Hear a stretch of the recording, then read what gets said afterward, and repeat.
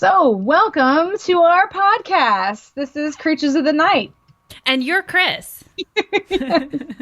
Sorry, I forgot. And you're Wendy. Thank you for joining us. On this episode, we will talk about paranormal things. Oh my gosh. I know, it's exciting, How exciting. Right? We're switching it up. Switching that shit up. No, we're just joking. We always tell paranormal stories. We always. If you are just now tuning in for the first time, don't be like, oh my God, what do they normally talk about? It's the same shit. It's always about us and paranormal stuff. Yeah, if you're new, please go back and listen to our other episodes because there's a lot of great locations. And you'll love them. So you'll immediately want to subscribe.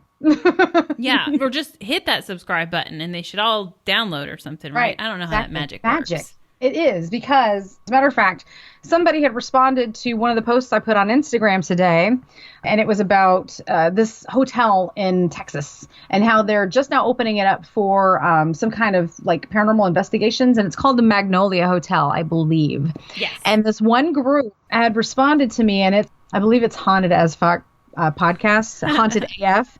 Which I thought was so funny because, like, honestly, when I found out, I think it's historic as fuck. That's what it is. Historical as fuck podcast.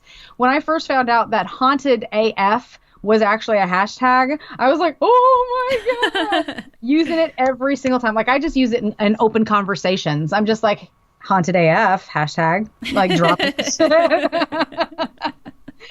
But yes. So because she commented on the post, I went immediately to her podcast and looked it up to see what they were all about, looked up the podcast that she had recommended. And yeah, as soon as I hit subscribe, man, all of those podcasts were there. So that's the magic of it, guys. That's all you got to do. If you like us, just download one of our shows and you get all of them. And right now, I think we're on 40 something.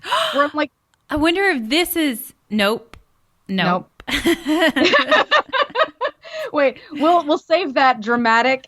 We'll put it in the actual 40th episode, which is like 2 episodes ago, I think. So this is one of those off birthdays that aren't important enough, to really celebrate 42 or whatever.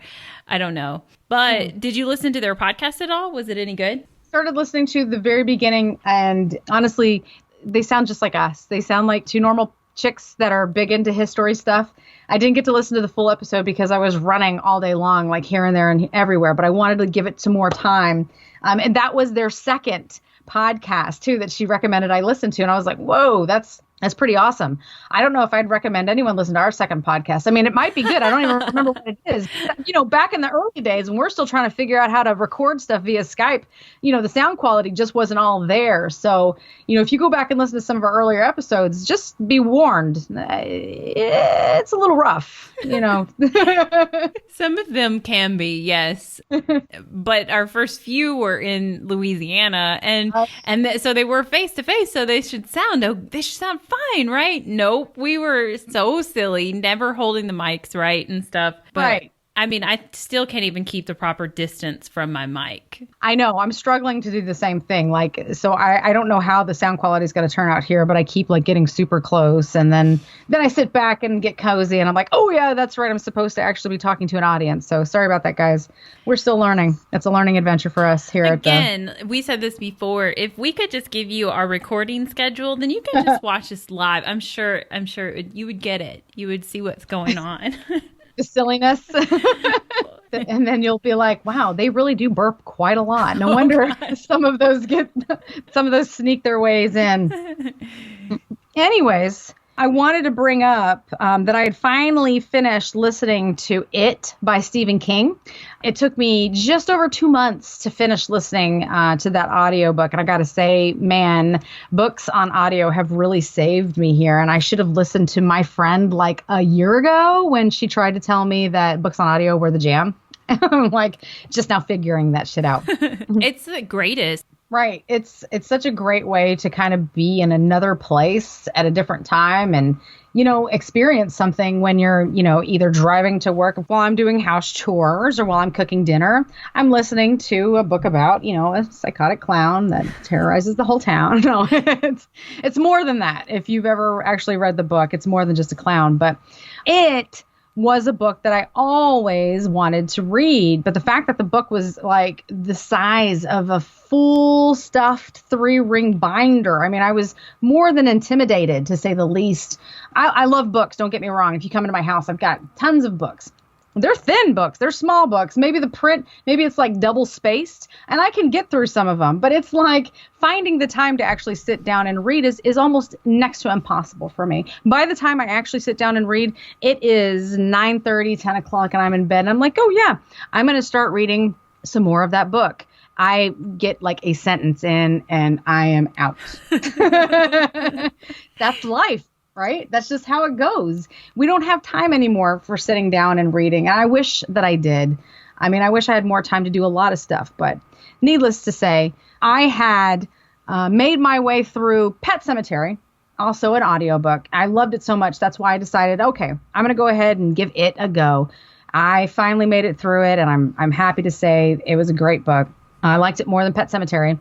It was very interesting and great to have finally gone through something that I've known as a child. I've already known the story because I've seen the movie, well, the made-for-TV movie, and then I saw the revamp not too long ago. You know, when it came out, I think it was a year and a half ago, maybe 2 years ago. So anyways, it was a good one. You know, if anyone's on the fence about actually listening to that book, or I would say go for it. It's a good one.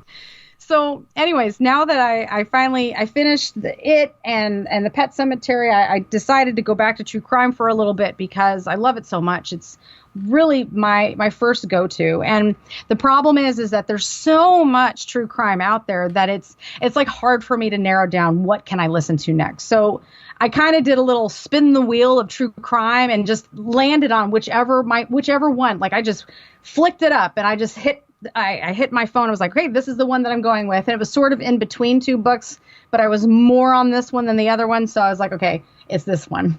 It turns out I selected Chase Darkness With Me by Billy Jensen.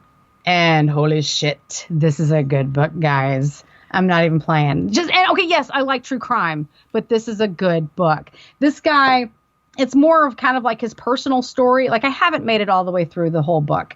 But I 100% actually legitimately read the book I'll Be Gone in the Dark by Michelle McNamara, and they were friends. And if you don't already know, I'll Be Gone in the Dark is about the Golden State Killer.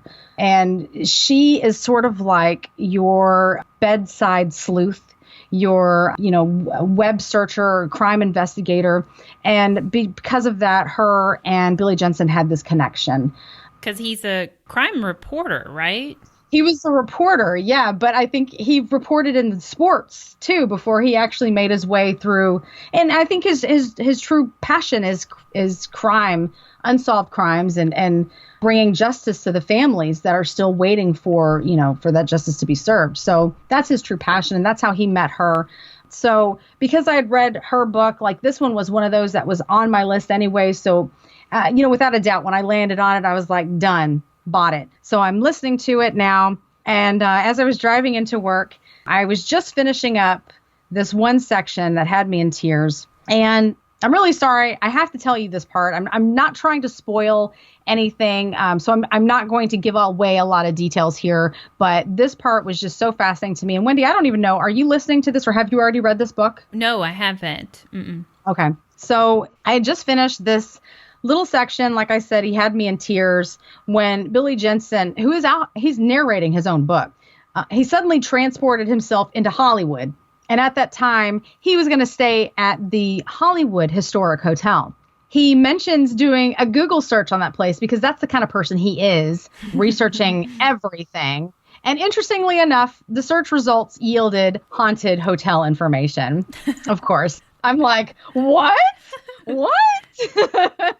I mean, I wasn't full on crying earlier when I said that he had me in tears, but wouldn't it make my story so much better if I had been snorting and ugly crying to like all of a sudden be like, like drying my tears. But anyways, I'm not going to spoil any of his book, but I have to say to anyone who had any interest whatsoever in the unsolved Bear Brook murders, also known as the Allenstown 4, that you should definitely go and check out his book or, read it or listen to it, however you do your thing, because it's good stuff. Also, since I mentioned the Bear Brook murders, I have a podcast recommendation. This podcast was dedicated entirely to the unsolved case itself. It's by NHPR, and I assume that stands for New Hampshire Public Radio. I'm not 100% sure, so don't quote me. Even though I live in New Hampshire, I should probably know that. I like how you just kind of made it up. This is what it should stand for. I assume.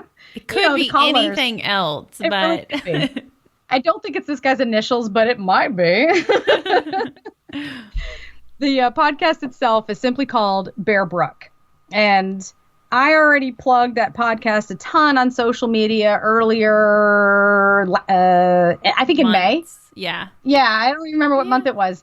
But basically, I had found out that they were coming out, they were going to release new information about this case on a press conference here in Manchester, New Hampshire. And I got super excited about it because living in New Hampshire, I had already known about the 4 nameless victims that were all found in barrels at a park. The park is called Bear Brook. And so I was interested in knowing more. So, again, I won't spoil anything. Just go and check that out for yourself. It's very interesting. Both the podcast by NHPR and the book by Billy Jensen, they're both, man, they're just great. Great stuff to listen to, especially if you're into true crime. If you're not into true crime, then hopefully you just skipped 30 seconds a couple of times into our podcast to where I'm going to get into my paranormal stuff. I feel like true crime and haunted it's just like history and paranormal. It's just a part of the paranormal experience, researching the history, and a lot of the time some of that history is horrible situations that have happened. Yeah. So I think the people that are into the paranormal are just as intrigued by things like true crime. And so I feel like, we're in their territory when we're talking about these things. And it's always cool to see that with advancements in science that they're learning more and more. And so those kind of stories are really cool. So I bet that podcast is really amazing. It really is. And I mean, you hit the nail on the head. They do talk about how, the reason why it's been unsolved for so long, because these people were in barrels out in the woods, that it suffered many New England winters, and soft tissue just doesn't last. Yeah, it just doesn't hold up to that. So it was really hard trying to identify those bodies. Not like I know from experience. I know you said that awfully fast. I did, as if I lived a lot of bodies out in New England weather. That's why I can't live there with you. I've been studying your weathers, and I know I cannot leave bodies out there by you. Okay, good. Good to know. Thanks, Wendy. Yeah. No. Yeah, you did say that awfully quick. Yeah, it was strange.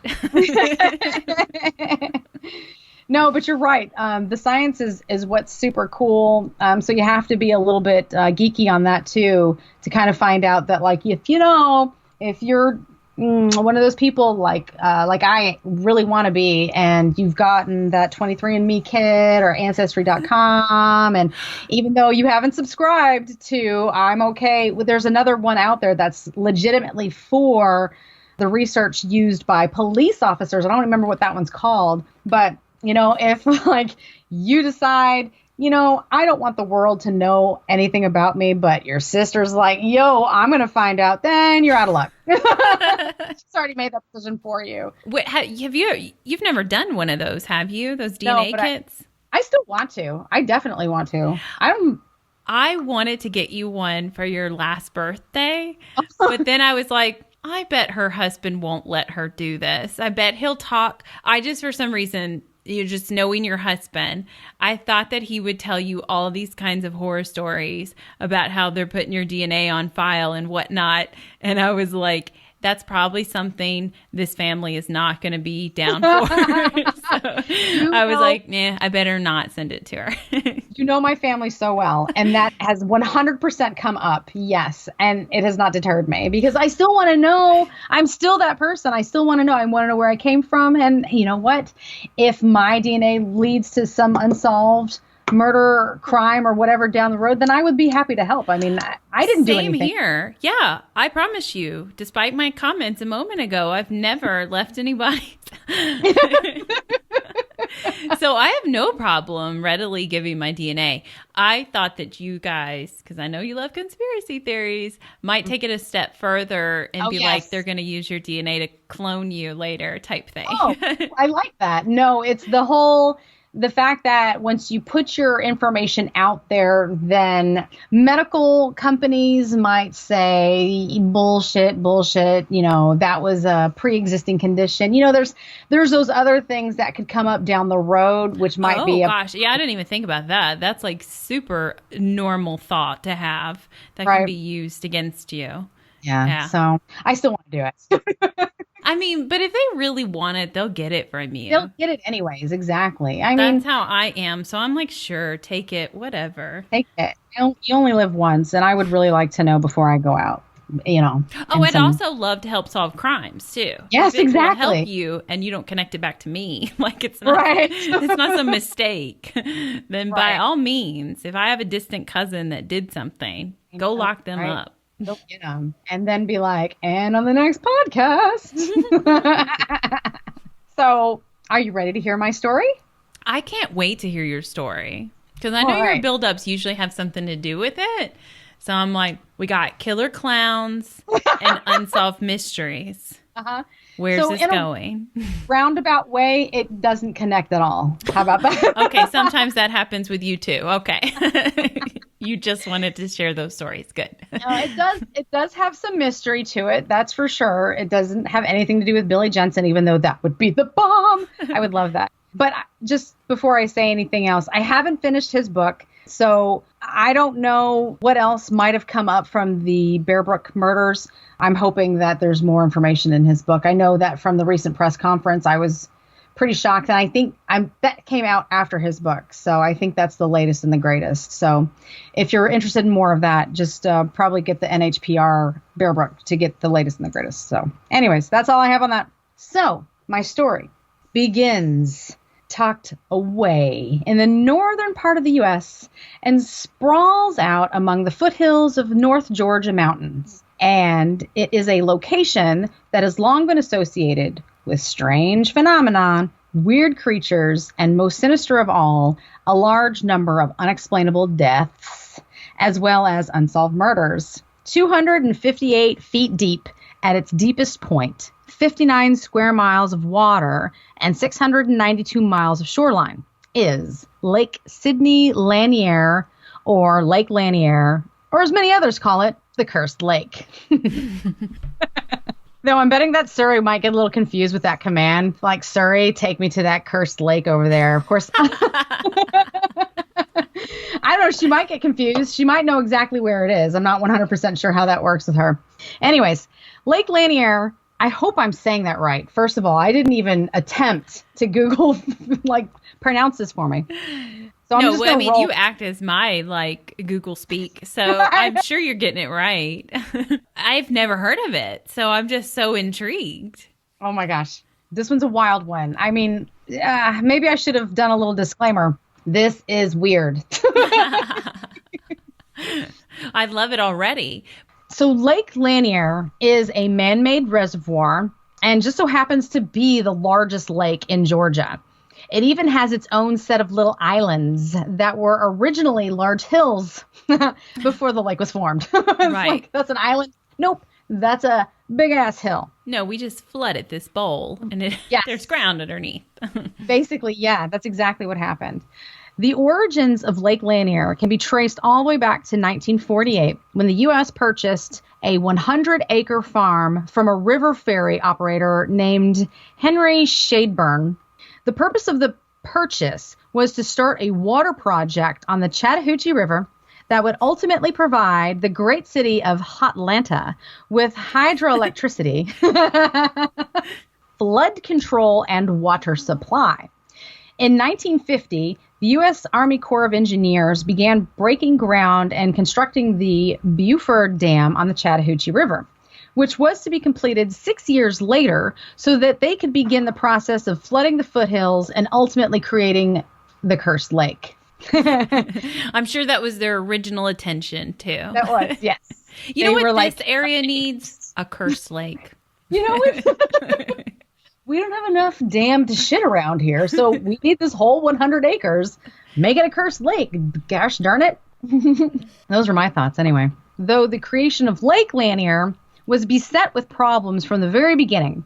Funding for the project faced numerous hurdles, which stopped and started construction. Additionally, the Corps of Engineers, as well as Florida, Georgia, and Alabama, apparently all squabbled over water flow requirements, consumption caps, how the water should be used, and whether to give it priority as a water supply, hydroelectricity source, or even recreation. All of this while juggling the federal laws that demanded water be set aside for threatened or endangered species that lived in or around the Chattahoochee River. Every time you say Chattahoochee River, all I can think is of Alan Jackson. Alan Jackson, I know. That just shows you that we lived in the South for a long time. Look, born and raised. I only did this story so that I could say Chattahoochee. Or are you going to sing the song at some point? Oh my God, I didn't put that in here. I think I have it on down to the Chattahoochee, or something like that. I don't remember the rest. It's horrible. It is. Well, just because he says from the 90s, right? Oh God, I don't even want to repeat it. But he says it's hotter than a hoochie coochie. It's like what? What? He's a clean guy. What does he mean by hoochie coochie? Oh my God. And it took me this many years to realize that is a dirty song. I don't know. I don't know what he meant by that. We know now. Oh, we know now. So, what endangered species, you might ask? Can't wait for you to sing Chattahoochee. Songs like that are an endangered species. Yeah, no kidding. I can get that out properly. I forgot to list Chattahoochee song. Yeah, right. That's the endangered species. No, actually, mussels, fish, snails, and birds. I didn't actually attempt to write down the names of the snails or mussels, but yeah, so endangered, apparently. They were worried about the snails. You know. The mussels.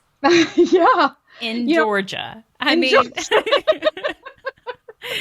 Okay, birds. You had me at birds, but I mean, there's lots of birds.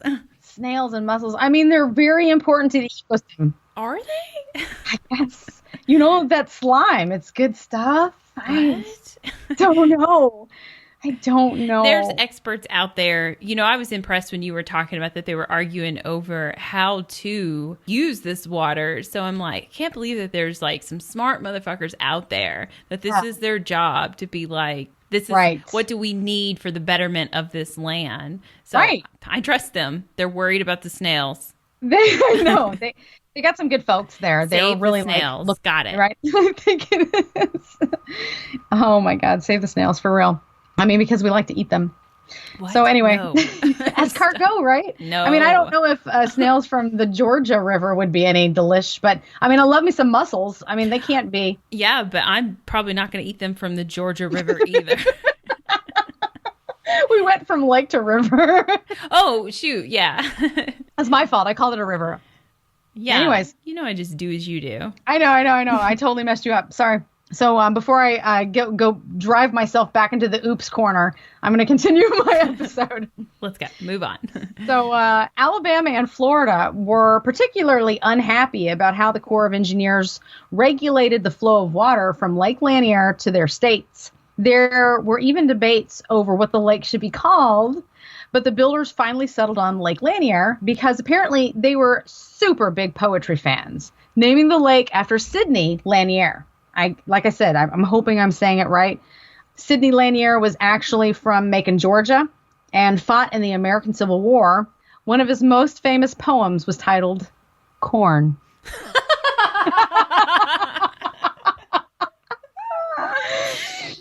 Sounds so romantic. And they're like, we got to name this after him. Corn, man. Think about it. Sidney Lanier was eventually laid to rest in Baltimore. I imagine. Wait, no, not during the war, though. I don't know. I just thought it was funny because, like, everyone in Georgia's huge Sidney Lanier and fan. He dumped their asses to go live north. Like, no, but what if he died as a soldier up there, though? He could have. I don't know. So I'm sorry for all of the historians that are listening to this show right now. I don't have any more details on him. I just like to dish out the silly facts. That's my thing. So then there was the rather destructive nature of the lake's creation. The government basically began a mad dash to buy up the land from private companies, farmers, and anybody else who lived in the area that would ultimately wind up underwater. During the 5 years it took for the lake to completely fill to its intended water level, the government purchased over 50,000 acres of prime farmland and pristine wilderness, relocating more than 250 families, 15 businesses, and even 20 cemeteries along with their corpses. We hope. I was about to say, we know how that doesn't always go so well. Yeah. We're just going to leave that little pin right there in the story. As the nooks and crannies of the mountain foothills filled with surging water, the unrelenting spread of the lake swallowed up entire towns, along with their buildings and houses, farmland, fields, bridges, toll gates, historical landmarks, those bastards, river ferry businesses, a racetrack called Looper Speedway, forests, and even other lakes. I know. There goes Looper. they were just like, we don't need that. Oh, man. Many of the structures that would be submerged were simply left as is. So, if anyone were to make their way down to the lake's bottom, they would find this abandoned underwater ghost town now, only inhabited by fish and maybe a few lost souls. Even the ferries that were put out of business by the lake's creation were simply abandoned, only to become huge rusting hulks that now litter the bottom of the lake. This incredibly eerie history and the spooky presence of an entire underwater ghost town, derelict ghost ships, and desecrated cemeteries are far from the only strange things about Lake Lanier. And indeed, it has earned a rather sinister reputation for drawing death and suffering to itself. Over the years, there have been a higher than normal occurrence of deaths associated with the lake, ranging from boating accidents, drowning, and even a fair number of drivers that have simply lost control of their vehicles and have plummeted into the water below. There are various stories of boats hitting something in the water, only for it to turn out that there was never anything there. Boats often apparently capsize for no reason. And then there are sudden, dangerous rogue waves that appear from out of nowhere and without any warning. I'm sorry, but this seems like one really pissed off lake. Yeah. Should waves even be happening in a lake? Yeah, right? Many of the drowning cases are somewhat odd, and that they have happened very close to the shore with strong swimmers and in calm conditions, which, considering the history of the lake, have aided in the popular belief that Lake Lanier is somehow haunted or cursed. Some who have almost drowned later mention that they felt as if they were being pulled underwater or held under by unseen hands. Or maybe even more haunting, some have said that they felt as if the air suddenly seemed to leave their lungs and cause exhaustion with startling suddenness. In some of the drowning cases, those people that were said to have drowned fairly close to shore appeared in places far from where they died. Now, and that could possibly be explained away by the currents, I suppose, because they apparently just come out of fucking nowhere. But when you tie together this phenomenon with the other strange things that are happening at the lake, there might actually be more to it than just natural forces. In 2011, this lake, with its menacing reputation for accidents and deaths, started gaining more public attention when there were a total of 17 deaths on Lake Lanier, many due to freak accidents. In 2012, the trend continued when a quick succession of violent deaths and horrific injuries occurred, which made national news.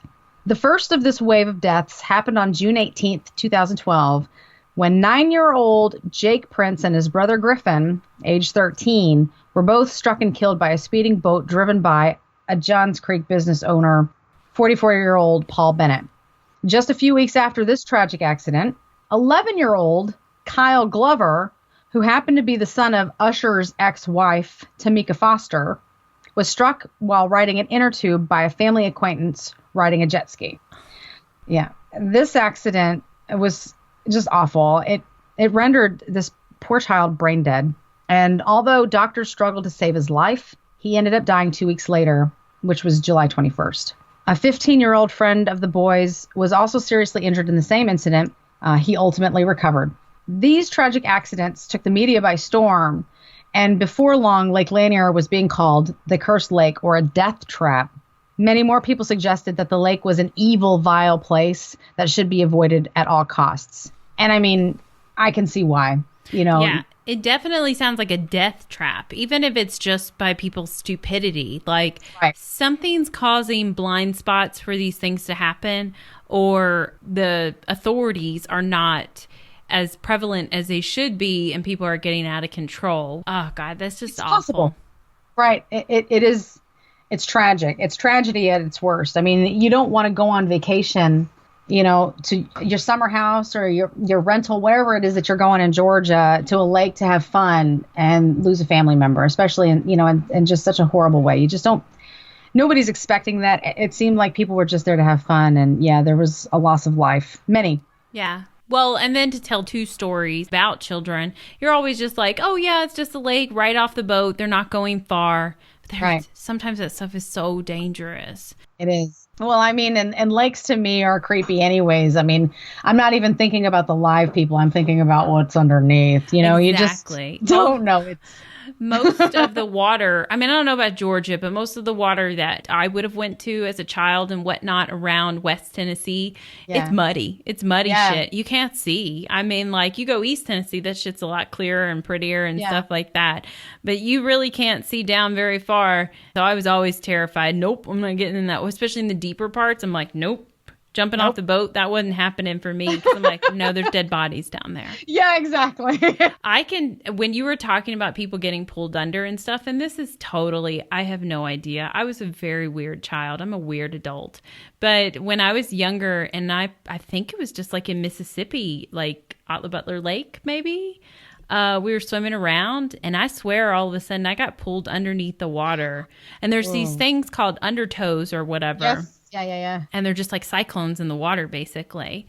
Yeah. And I think I just got caught in one of those. But I remember I'm just like swimming in the water, and then all of a sudden I'm underneath and I'm fighting to get out. And maybe I imagined the entire thing. I don't really know what happened, but one time I saw these really vicious cats. So I'm just saying I was a really strange child, that strange things always seemed to happen to me. So they were incredibly vivid waking dreams, or that shit really happened. Yeah, so, I know the catfish out there. That's not something you want to play around with either. So, I mean, it could be. What if it was after me? I don't know. I just remember panicking. And then when I came, talking about the lake, not the crazy cats. That's a different story. But that the lake, once I felt like I swam out of it and I got to everything was fine. I'm above water. We talked about this before, maybe not on the podcast, but it's like when you're at the store and you got lost from your parents and it feels like it's been 4 hours and then nobody cares that you've been gone. Right. So when I got out of the water, I'm like, I survived. And I'm looking around and nobody's been looking for me or nothing. Right. And I'm like, does nobody care? I almost died. But yeah, something pulled me under. And then later on, as an adult, finding out about Undertows, I thought, oh my God, that's what I swam into. That's what it was. Yeah. Or that could have been very, very bad. It was a dead body ghost pulling me under. Pulling you under, taking all of your breath. Mm-hmm. Merman, octopus, whatever. There's lots of shit out there in the Mississippi, right? Oh, wait, you didn't say Mississippi. Where'd you say? Arkabutla, right? It was in Mississippi. Oh, in Mississippi. I don't know. Arkabutla Lake, I don't know what it's fed by. What river it's fed by. Something scary, I'm sure. Something muddy that you can't see the bottom of. Right. And there could be all kinds of things there. Bad things, Mikey.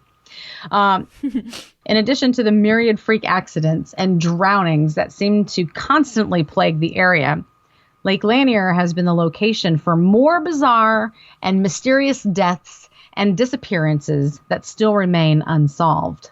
One such case revolves around a Georgia man by the name of Kelly Nash. Kelly was 25 when he went missing from his home in Beaufort, Georgia, in the early morning of January 5th, 2015. At 4 a.m., Nash awoke with flu-like symptoms. He told his girlfriend, Jessica Sexton, that he felt terrible and should probably go see a doctor before going back to bed. Sexton then woke up at 7:30 a.m. to find that Nash was gone, and he hadn't taken his wallet, his car keys, or his ID with him. When Nash still had not returned that evening, police were called in, and it was discovered that a 9mm pistol was missing from the house, but none of Nash's other belongings were missing or out of place. A massive search would subsequently be launched for Nash, involving authorities, family, and friends, as well as dogs specially trained to locate dead bodies. A $50,000 reward was offered for any information, yet no trace of the man or his whereabouts were found. It was not until 1 month after his strange disappearance on February 8th that Nash's badly decomposed body was found in Lake Lanier by fishermen. Nash was still wearing the pajama pants and dark t-shirt that he had on when he went missing, and although the body appeared to have no major trauma, it was found that he had suffered a single gunshot wound to the head. The crime has never been solved, and it's unclear why he chose to go out in the middle of the night in his pajamas, how he ended up in the lake, and whether he committed suicide, if there was foul play involved, or if the lake's alleged curse had anything to do with it. Police said Kelly died from a gunshot wound and drowning. They also said that it was not foul play, leaving only accident or suicide. That's only because, well, a lot of that stuff adds up, I guess. But, I mean, it's from the same gun he has. Right. So, I mean, like, when I read that story, I'm like, Jessica, I think you've got a secret that you need to tell somebody about. But yeah, I'm sure they would have looked at her first. And I mean, right? I assume. Well, also, if they can determine that the body was still alive when it went into the water, so it drowned as well. Yeah. Then she would have either had to have escorted him out to the lake with the gun in hand. It's not like she shot him at home and then she went and dumped the body. Right. She would have had to shot him there, and then I don't know. I don't know if you can convince your other half to go out with you into the woods in his pajamas and like, no, I just want to see the moon. It's really pretty over the lake. I mean, actually, that's how mine fishes, so it would be pretty easy to convince. In his pajamas? Mm-hmm. Yeah, but it would have been, I guess, super early. I mean, if all of what she's saying is true, the last time she saw him was at 4 a.m. and then she went back to bed and didn't wake up again until 7:30. So it would have been nighttime-ish when he disappeared. And I did look a little bit more into this case because it was kind of bizarre to me. And like, why didn't they just pin it on her? Police actually had video footage of this man going and buying like cold medicine at a grocery store before he just like peaced out. To kind of drug himself. I think it was suicide. I really do. Now, whatever led him to that, if it was just his own demons. Normally, family and stuff have an idea of that. But if she was a really selfish girlfriend, maybe she had no idea. Maybe that's true. I was just telling him, I need this ring. And then, oh my God, he just disappeared. Not paying attention to his emotions at all. Yeah. Then a lot of people can keep that under wraps. I do. Yeah. Well, so that's what's going on with him. Still a mystery. In another mysterious case, a 16-year-old Gainesville high school student by the name of Hannah Truelove went missing on the morning of August 24th, 2012, from an apartment complex which was situated near Lake Lanier, where she lived with her mom. The following day, Hannah's body was found in the wooded area right alongside the lake. The girl had been stabbed multiple times, yet it was unclear. Yes, this is a weird one, too. She was stabbed multiple times, yet it was unclear if the wounds were life-threatening, and the actual cause of death remained unclear. What? But they were able to rule out drowning. So, making the case even creepier was the series of tweets Hannah had made on Twitter shortly before her death that expressed a general discontent with her life at the apartment complex and her fear of a stalker, with one chilling tweet allegedly stating, "So scared right now." I was about to say, so this is like a Georgia suicide forest or whatever. But then weird. You said the stalker thing. Yeah, it's not clear. The tweet was legit. Apparently, because of the media, they decided to take it down.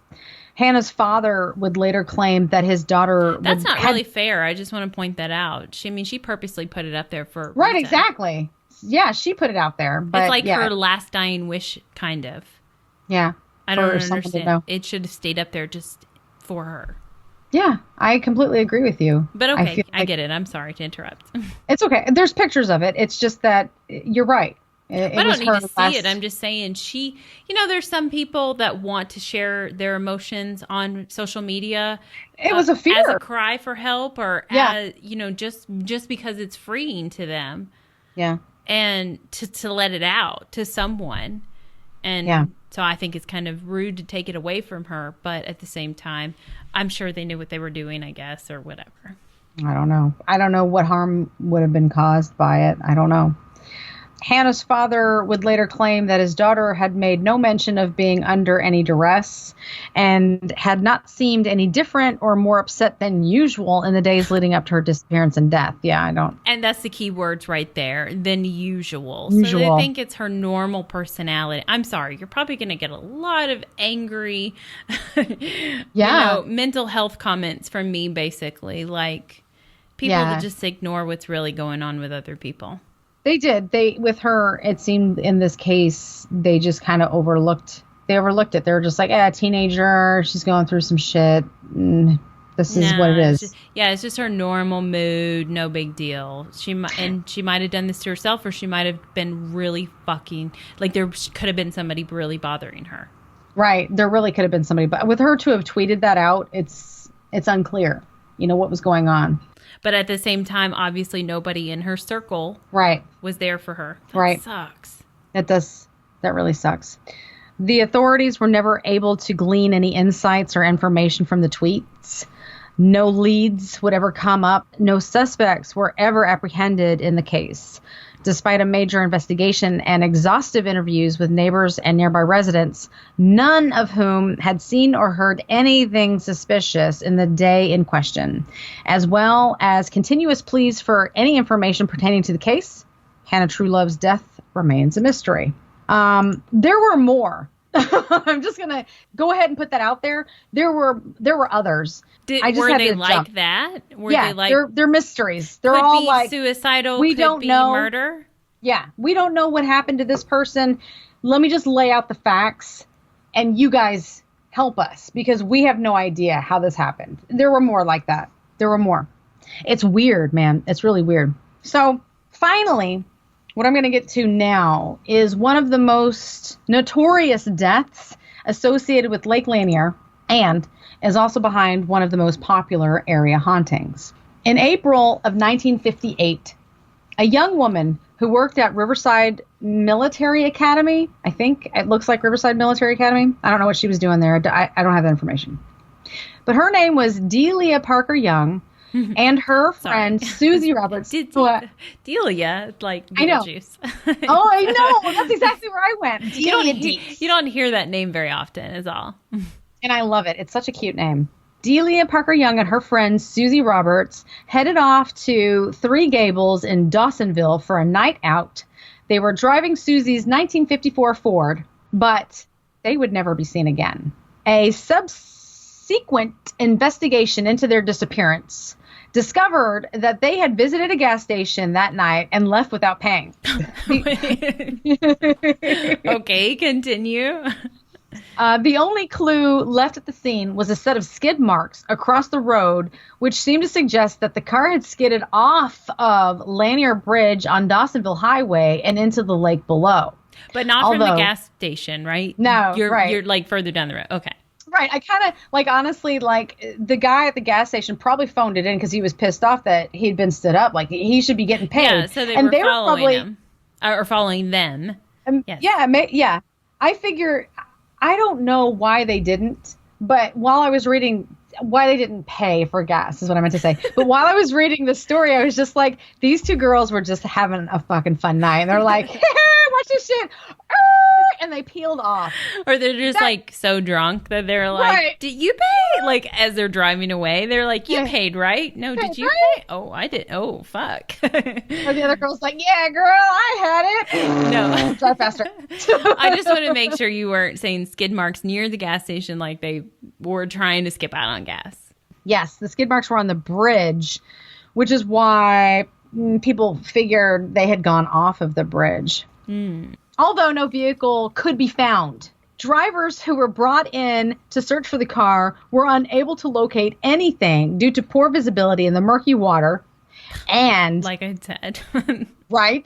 The South is full of that. Just muddy ass water. Muddy ass water.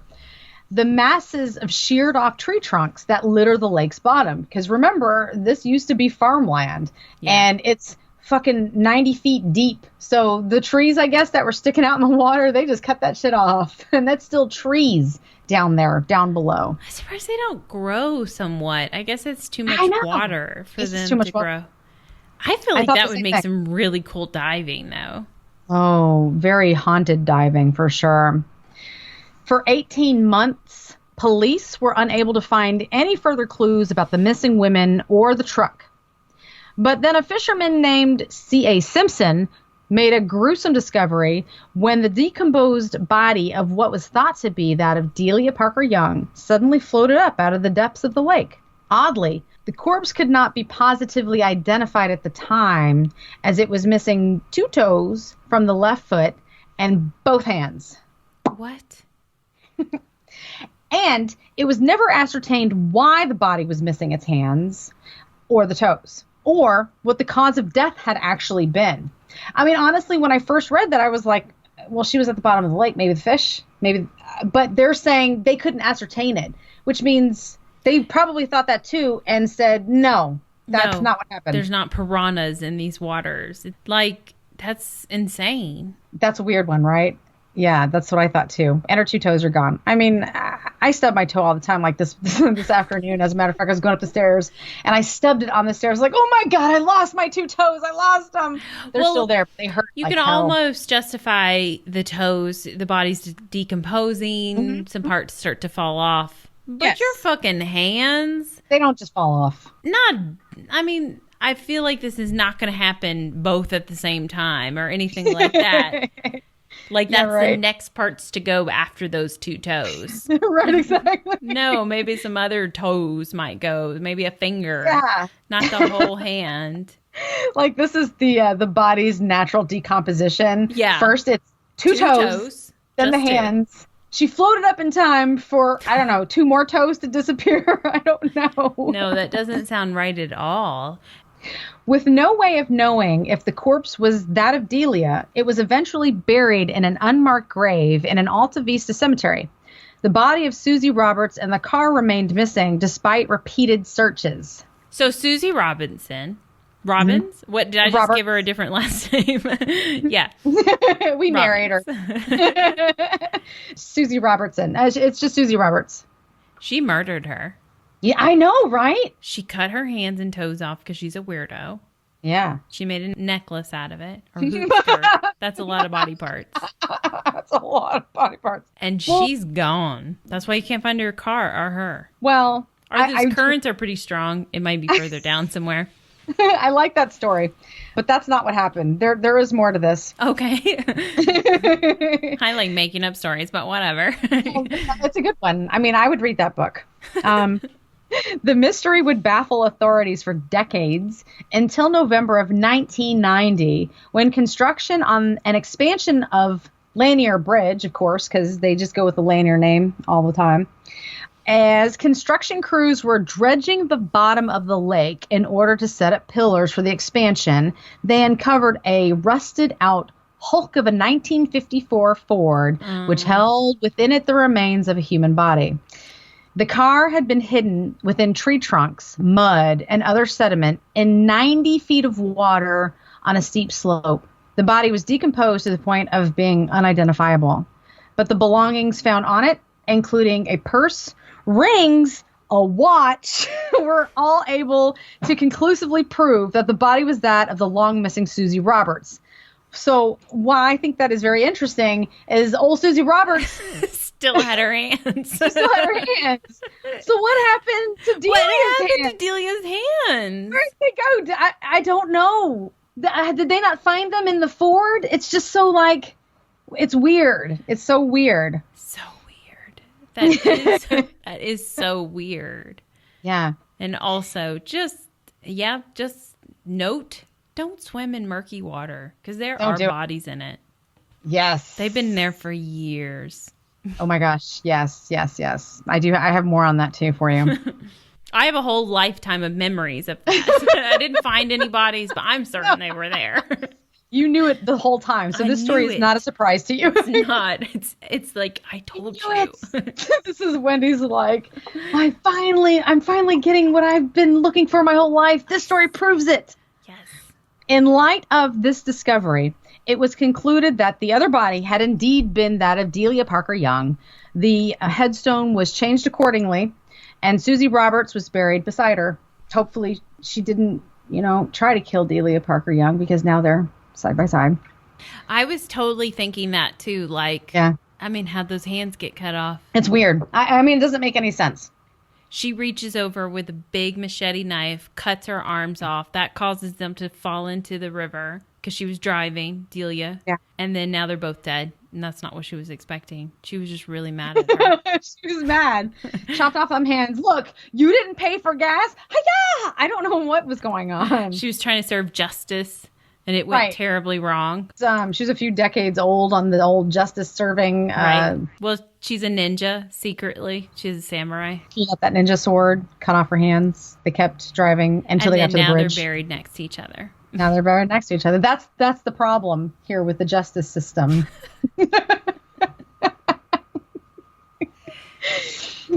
Okay. Interestingly, as if none of that was. This part is. Interestingly, the deaths of Delia Parker Young and Susie Roberts spawned one of the area's most persistent and frightening local legends, I bet. It is said that a ghostly young woman dressed in a blue dress and missing her hands is sometimes seen walking up and down the length of Lanier Bridge. I'm sorry, but I have to, with it, she's missing two of her toes. So, I mean, she's probably not. So she's walking funny too. Yeah, she's kind of got a little limp. I forgot about those toes. That doesn't really work with the samurai's story. Hiya! On your toes too. The fish ate those. Yeah, I think so. Yeah, because they could get the two little toes, right? Yeah. They're like worms. They think they're... Anyways, this is thought to be the ghost of Delia Parker Young because of the similarities. Don't say? Yeah, because of the whole missing hands thing. That's what I said. It's funny, but not funny. It's just like, I'm so sorry for her hands. Yeah, I know. I would really like to know more about where her fucking hands went. I mean, I guess you've heard of strange things happening in car accidents and stuff, people being severed in certain ways or whatever. True. Maybe some odd thing like that happened. It's just, it must be what happened because a samurai sword really doesn't make sense. She would have noticed that she packed one, but... Yeah, I mean, it's very odd. I mean, I've heard of cases where people are running and they lose their shoes. And okay, the momentum, you're going, you can lose your shoes. You're in a hurry. You don't look back. You got to keep going. Sure, fine. Those are your shoes. Your hands, they just don't, they're connected. There's, a bone and tissue and stuff. And I don't know. But the thing is, if the bodies were looked at and investigated, I'm sure the first thing they thought of was that, I can't say local wildlife, but fish probably nibbled through there. And if they're still saying, we have no idea how her hands went missing, they've already ruled that out as a possibility. So how in the hell did her hands disappear? I just got it. I just totally thought of it. She hit a propeller from another boat. Or not another boat, but she hit a propeller from a boat. And they probably chopped both of those hands off. Could have, yeah. Maybe as she kept coming up, it got a couple of toes too. Maybe. It's got to be something like that because it doesn't make any sense for it to really happen in a car accident. It doesn't make sense for her friend to have attacked her in a weird way. So they must have been cut off by some passing boat. Yeah, I could see that. That makes a lot of sense, actually. What's kind of frightening at this point is that now you could be at the lake and just swimming next to some lady's hands. What did I just say? I mean, that's why you don't go in the water. You are chopping up dead bodies unintentionally. And then if you get in there with them, just dead hands floating around you. Not a good situation. Reports of mysterious forces pulling swimmers underwater possible undertows. Possible. Or causing boats to capsize. And the Lady of the Lake, which is what she's been deemed as, the Lady of the Lake, are just a few of the paranormal cases being reported here at Lake Lanier. There also happens to be this other guy, and he's kind of creepy. He's also my favorite part of this whole story. This guy. Occasionally, there are reports, usually from fishermen, that see a mysterious raft equipped with a lantern, which is hanging from a pole on the raft. There is also a shadowy figure, a.k.a. that other guy, kind of creepy, I just mentioned him, who is seen using a pole to push the raft along the lake. This whole scene seems to appear out of nowhere and disappears just as mysteriously. In one particularly harrowing account, 2 fishermen saw a ghostly raft while out fishing in a rowboat at about 1 a.m.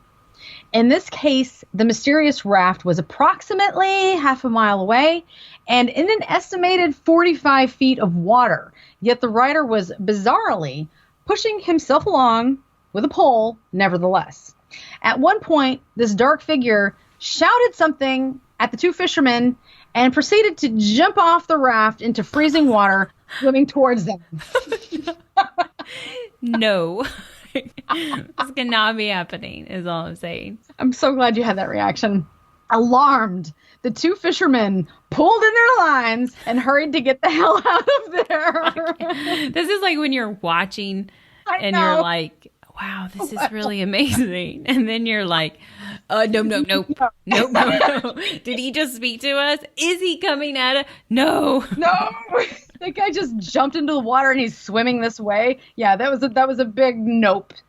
This was so horror movie. I couldn't believe that this actually, 2 fishermen were actually reporting this as happening. They saw this guy jump into the water. They pulled in their lines. They're trying to get out of there. It was at this moment that the lantern on the opposing raft abruptly went off.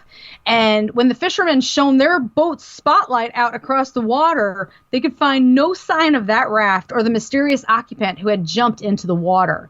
The black surface of the lake remained calm, and the raft did not appear again. Good night. This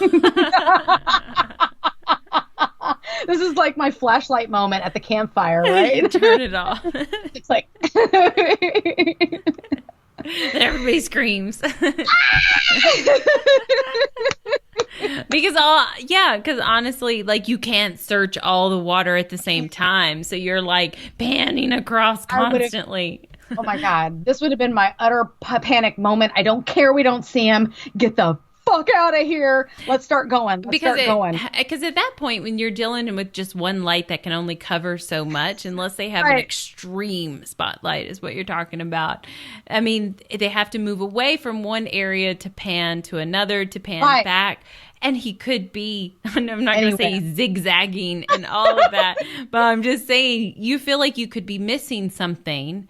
And so it's almost like seeing things in flashes of lights. So you would still be panicking that they're still after you until you got back home in your car. I mean, not got back home, got in your car and then back home is what I'm saying, safely. No, 100%. I mean, their story, like I just envisioned the entire thing. And I don't know, just like you, it's something about that water and the darkness. And then all of a sudden, some mysterious guy just jumps into it after he's shouting at you. Now he's coming towards you.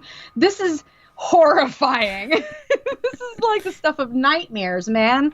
This is this lake. Let's go visit it. It's in Georgia.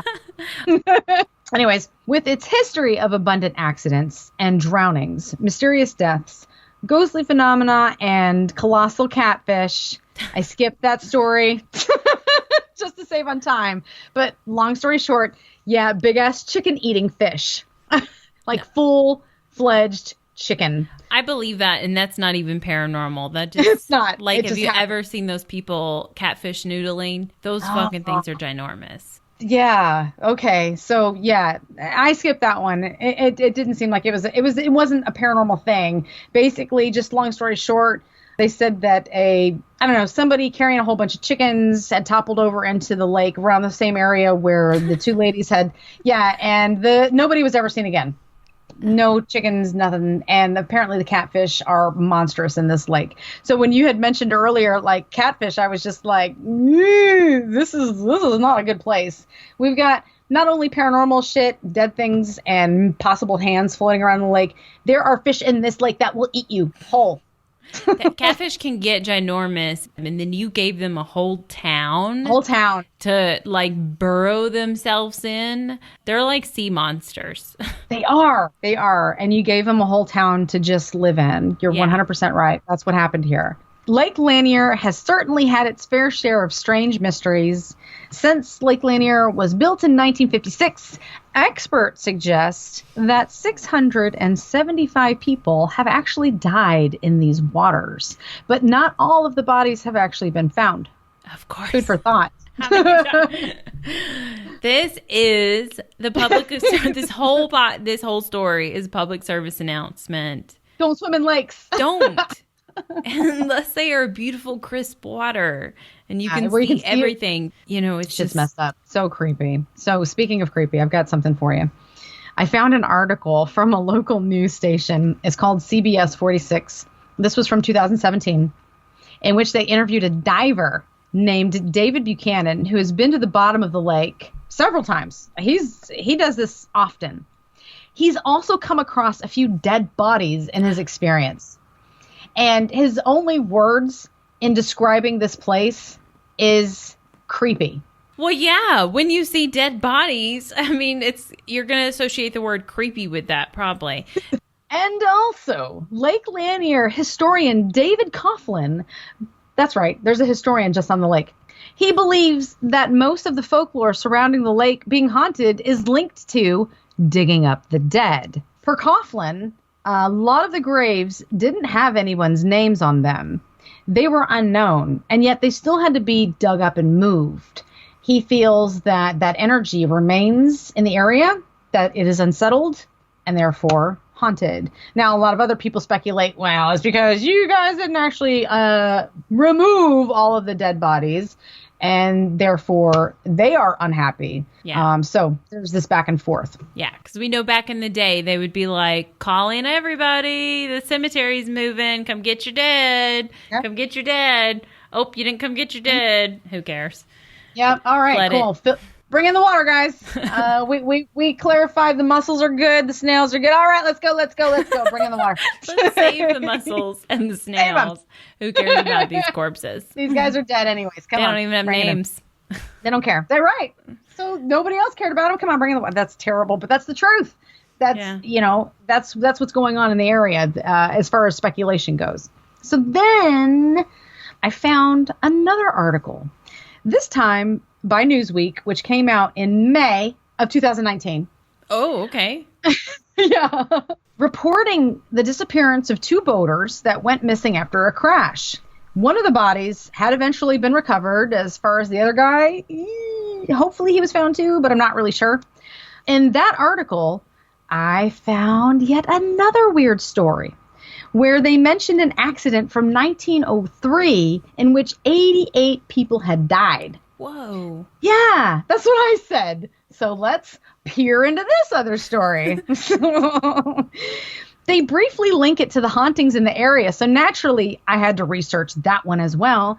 Now it turns out that this was originally reported by the Gainesville Times. And though this accident was not a part of the lake, it might contribute to why this area is so fucking haunted.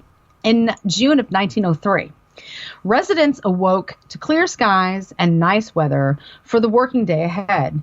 Men, women, children all went to work at the Gainesville cotton mill in the industrial section of town, which is now located near the Amtrak station. I'm not familiar with the area, so anyone listening who's in the area, it's right there by the Amtrak station. In the afternoon, and I quote, "In the afternoon, workers were coming back from the mill village from lunch," said Byron Sorry, I can't pronounce your last name. It's like that. So he was a professor. Why can't I learn to do my enunciations like that? Then I wouldn't have to ask you off, I guess, camera, off recording, whatever we call it, how to pronounce it. I watched this movie a lot when I was a kid. It's called Evil Dead 2. And that spawned into the Army of Darkness. And when he goes to read the incantation from the Book of the Dead, he can't remember it. So he's like, Encanto, Encanto. You just make noises after that. Right. Mm-hmm. So this is a professor at the Brno University. Even children as young as 6 years old would go to work in the mill, and the main jobs they did were pretty fucking dangerous. You don't say. For a 6-year-old, I'm pretty sure lots of shit is dangerous. Right? It's just like trap doors everywhere, machinery just like spinning out of control. Nobody's wearing a hard hat. You know, it's the times, man. Yeah, it was pretty fucking dangerous. Got it. Gosh. I'm totally brought up to speed, sir. The women and children worked on the top 2 floors of the mill. How nice. Where all the heat is. Great. Yeah. And when the tornado hit, both of those floors were demolished. There were 88 dead in the mill. The Sirhan, I think is his name, said. One woman, oh, this is so bad. I'm so sorry. One woman declined the chance to identify a body as her son because there was no head. It is believed that those spirits haunt the building, which was turned into a data storage warehouse. The Adams Companies is the name of it. Employees said they would constantly see movement out of the corners of their eyes, hear the sounds of feet running or machines being dragged across the floor. And some sightings include people or just body parts. One lady on her break saw the doorknob jiggle and a hand come out. And yeah, you know, right? Nope. A mill worker of 33 years went up to get chairs, heard the elevator open, and saw someone walking towards him. The figure disappeared when it reached the sunlight. The data storage warehouse was 30 minutes away from Lake Lanier, but it's now permanently closed. So, yeah, I mean, if you go, you have to probably trespass, or you have to do some urban explorations, I think is what we like to say. Right, that's what we're calling it now, to stay out of jail. So if you can get into it, then you enter at your own risk. That's understood. And that sounds fair. Thank you. That sounds fair, right, exactly. No, I accept those terms. I accept them, sir. So it's a bunch of women and children. The elevator thing is insane. I wonder if the girl shit their pants. Oh as my they God. were headed towards them, because I would have. I would just be like, best job ever.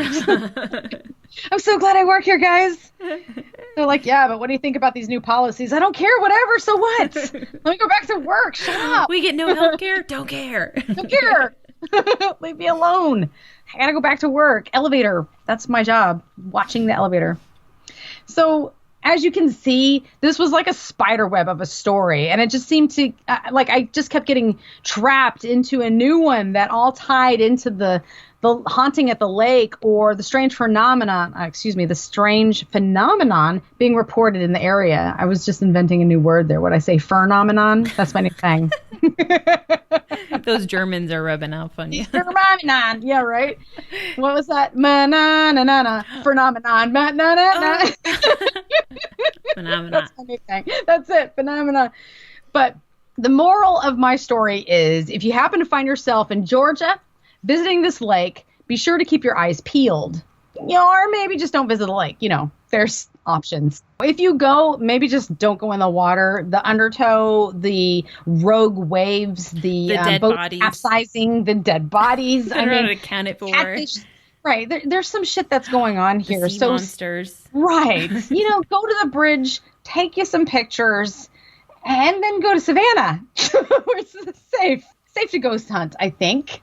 I'm not 100% sure, but yeah, that's just how I feel about this place. There's a lot going on there, and unfortunately, there are a lot of people that have lost their lives in very tragic, sad ways. I mean, it doesn't seem like anybody here was just looking for it. I could be wrong. I don't know if there is this, maybe like you suggested, Georgia suicide forest that's right outside Lake Lanier, but there's a phenomenon in the area that's unexplained.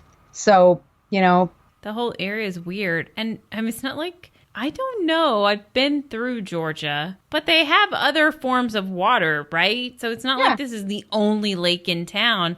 So, I mean, how many other lakes have this many casualties? No, and I just honestly, the fact that Usher's like ex-wife was there, I don't know when they were together. I know that Georgia's a big, awesome place. I just assume that it draws in every caliber of person, and maybe even a higher expectation is brought to those people who are like Usher's ex-wife. You're kind of like in a different monetary category, when you're Usher's ex-wife. Well, I mean, I think it's well known that Atlanta is a big city in the South, and so there's a lot of wealthy people in the South that live in Atlanta, and there's some large living there. And it's very luxurious type thing. It is. So if you have a boat or something, this giant lake is like the place to go, but it sounds pretty dangerous. It does sound pretty dangerous. And of course, me being the weirdo that I am would just be drawn to it because there's like a city underneath there that's just like flooded and totally haunted. Yeah, so. I totally would take scuba diving lessons for that. Me too. I know. Being like, okay, so, and can I get a cage for like, the people eating catfish that might be down there? I don't want none of that. not like I'm going in the ocean and I need like a legit cage for, but wouldn't that be funny if that was filmed? Just need it for the catfish, guys. Yeah. You're going down and everybody thinks it's like a shark thing and you're like, I'm in this Georgia lake. I'm super scared of these catfish. They probably understand if they know the stories. They're like, oh, Lake Lanier? Yep. Hold on, let me see what's available. Hey, Joe, is cage number 75 available? And that's not a Southern accent. No, not at all. I don't know what I'm doing. Well, you get the gist of what I'm saying. They probably have plenty of cages for them catfish. I don't know about that. But I mean, that whole catfish noodling thing, like they just go in there with maybe gloves and dig into some holes. I don't even think leather gloves would save you from that. I don't think a lot of them wear gloves, and the whole idea is to put your hand in this catfish's mouth. Nope. To pull them out. Like, what if it's not a catfish? It's the problem that I have. I don't even like going into my cat's mouth. Have you been into your cat's mouth before? It's like, what is going on in there? Winter is not allowing that stuff. You have to do it sometimes, and it's just like, ugh. The cat's all freaking out. I'm like, trust me, I also don't want to be here. Stop freaking out. So catfish or fish or cats, whatever. If you've been to Lake Lanier and have had any strange experiences yourself, please write to us at thecreaturesofthenight@gmail.com. There is no the in front of that, even though I said the. It's just creaturesofthenight@paranormal@gmail.com. We could have made it a little bit longer. Maybe we should. We'll make another one. Or if that's just too confusing, just skip the email and go straight to social media. We're on Instagram at COTN_paranormal. We're also on Facebook and the Twitter. And you can find us on those forums at just COTN Paranormal. No underscore. Just it's gone. So easy. At that point. Didn't even have to do that. And then you can send us a private message, or you can comment on one of our posts, like when we release this episode, and we release information about it throughout the week. You can comment on any of that and share your stories from the area if you've ever been to the lake, or, if you have some kind of personal experience, or just period, if you want to talk to us, then we get it, man. We want to talk about paranormal all the time, too. All the time. That's all I want to do instead of customer service, which is what I normally do. Yeah. I'd rather be talking paranormal stuff. No doubt. 100%. So all the time. Don't forget to check out our store, too. We have all kinds of things there for you to use before, during, and after investigations. If you're going to the lake and you need a fresh new T-shirt, check out our site because we got them. Yeah, if you're one of those ones that swim in t-shirts, I mean, I am. That's it. I had 2 kids, so it's, it's gonna happen. So yeah, we have t-shirts for sale on our website, creaturesofthenight.paranormal.com. And then also on our Etsy shop, which is under our spiritual shop, where we have all the products that Chris was talking about that you can use after investigations and before. It's called the Spirit Emporium. You can get those products on the website as well. But like I said, you can find us on Etsy under the Spirit Emporium. Now, I don't know if we have anything that repels ginormous catfish, but maybe it's in the works. There's no shark cages on there or anything like that. But we do a lot of lake episodes, so maybe we should start thinking about water some more, huh? Yeah. Well, I mean, there's a bunch of stuff that you can wear to kind of just protect yourself in those areas so that you don't succumb to any of that bad juju that the lake's putting off. True. Or just drink wine by the side of the beach or whatever and just watch it. Just watch how it goes by. It's fun. Listen to our podcast, like and subscribe so you can hear more of these amazing stories. Yeah, and please review. Tell us how we're doing here because, I mean, we're just going to think we're awesome if you don't tell us otherwise. We're very conceited. We just like to hear ourselves talk anyway. But it does mean a lot if you actually do rate us. So please do. And that's it. I guess that's all I got. I was about to say, and yeah, that's it. I didn't tell the story. I don't know that. But I'm assuming you're done.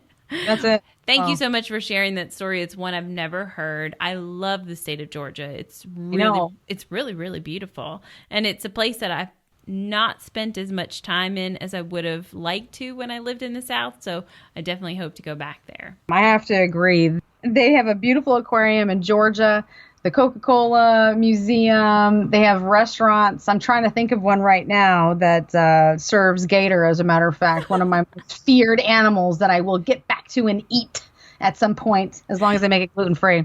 Yeah. Definitely a place we'll have to go and visit someday. Oh, so, for sure. Until then, tons of ghosts. Yeah. Until then, phenomena. Peace. Bye. Bye.